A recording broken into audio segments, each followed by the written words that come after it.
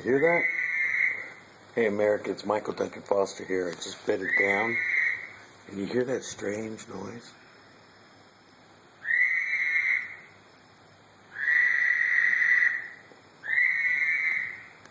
It's truly a unique animal. I haven't heard that noise.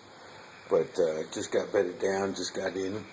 And this is where I'm going to be underneath the bridge here because of the weather again.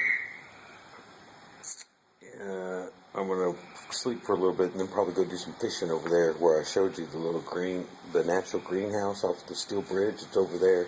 But I don't want to move my stuff, undo it and then have to pack it back up when it started raining. So I decided just to unload over here and sleep for a little bit and then go over there and do some fishing. So that's what I'm going to do. But that truly is a unique noise. I don't know what that is, but it's loud. Anyway, that's where I am. God bless you.